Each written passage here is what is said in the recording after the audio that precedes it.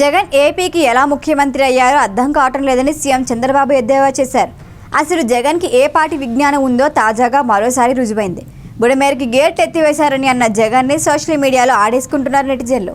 వరద రాజకీయం చేయబోయే తనపై తానే బురద జల్లుకున్నారని అర్థమవుతోంది.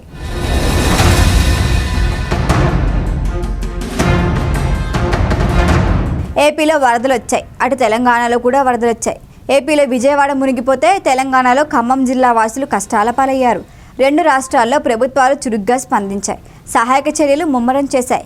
కానీ ప్రతిపక్షాలు మాత్రం ఊరుకోలేదు, బురద రాజకీయం మొదలుపెట్టాయి. పులివెందుల నుంచి నేరుగా విజయవాడ వచ్చిన జగన్ మోకాలిలోతు నీళ్ళలో దిగి పెద్ద సీనే క్రియేట్ చేయాలి అనుకున్నారు. తాను సీఎంగా ఉంటే ఈ పార్టీ నష్టం జరిగేది కాదని జగన్ అంటున్నారు. తన పక్కన ఉన్న వైసీపీ నేతలతో అనిపిస్తున్నారు. ప్రకృతి విపత్తు అనేది అధికారంలో జగన్ ఉన్నారా చంద్రబాబు ఉన్నారా అని చూసుకొని తన ప్రభావం చూపించదు. ఆ మాటకొస్తే గోదావరికి వరదలొస్తే జగన్ ఏమైనా అడ్డుపడగలరా? కానీ రాజకీయం చేయాలి కాబట్టి ప్రభుత్వంపై జగన్ నిందలు వేశారు. బుడమేరు గేట్లు ఎత్తారని అందుకే విజయవాడ మునిగిపోయిందన్నారు. ఆ వ్యాఖ్యలతో ఆయన తన పరువు తానే తీసుకున్నారు. బుడమేరకు అసలు గేట్లే ఉండవని, అది ఒక వాగు అని జగన్కి తెలియదు కాబోలు. చంద్రబాబుపై నిందలు వేయటానికి ఆయన బుడమేరు గేట్లు ఎత్తేశారని, జనాల్ని ముంచేశారు అని విమర్శలు చేశారు. ఇక్కడే తన అజ్ఞానాన్ని మరింతగా చాటుకున్నారు జగన్. బుడమేరు గేట్లు ఎత్తేకపోతే ఆ నీరు చంద్రబాబు ఇంటిని ముంచేస్తుంది అని, అందుకే గేట్లు ఎత్తేసి ఆయన ఇంటిని కాపాడి ప్రజల ఇళ్లని ముంచేశారు అనేది జగన్ వాదన. స్వయంగా మ్యాన్ మేడ్ ఫ్లడ్స్, ఇది మ్యాన్ మేడ్ ఫ్లడ్స్. ఒక అలర్ట్ లేకుండా, ఒక సిగ్నల్ లేకుండా నీళ్లు బుడమేరు నుంచి గేట్లు ఎత్తేశారు. చంద్రబాబు నాయుడు గారు ఉన్న ఇల్లు, కరకట్టు మీద ఉన్న ఇళ్లకు ఆ ఇంటికి సంబంధించిన ఆ నీళ్లు పోకుండా రక్షించుకునే దానికోసం విజయవాడలోని ఈ ప్రాంతాన్నంతా కూడా నీటిమయం చేశారు చంద్రబాబు నాయుడు గారు. ఇలాంటి వ్యక్తిని నేను చాలాసార్లు చెప్పాను. అతను ఒక స్ప్లిట్ పర్సనాలిటీ, ఒక సైకో.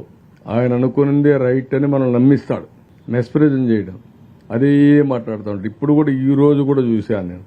మా ఇంటిని కాపాడుకోవడానికి ఆ పక్క వచ్చే నీళ్లు ఈ పక్క పంపించానంట.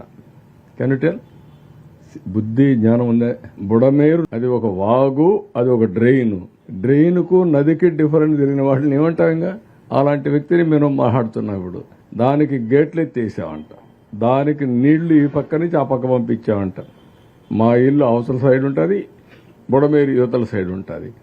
అంటే నీళ్లు కూడా ఒకవేళ ఒక అబద్ధం చెప్పినా ఆ అబద్ధం కూడా కనీసం నాలెడ్జ్ లేకపోతే ఏమనుకుంటారు?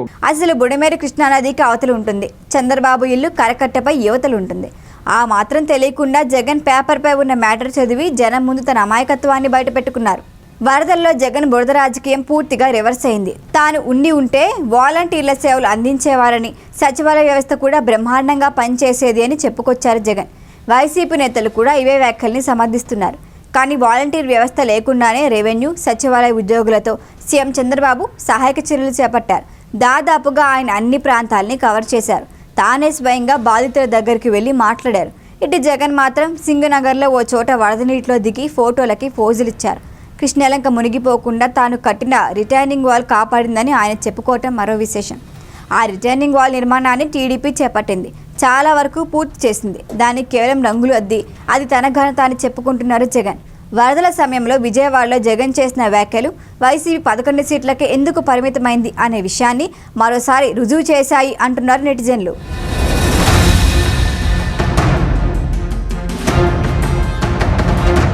ఈ వీడియో కనుక మీకు నచ్చినట్టయితే లైక్ చేయండి, షేర్ చేయండి, సబ్స్క్రైబ్ చేయండి. అలాగే పక్కనే ఉన్న బెల్ ఐకాన్ని క్లిక్ చేయండి.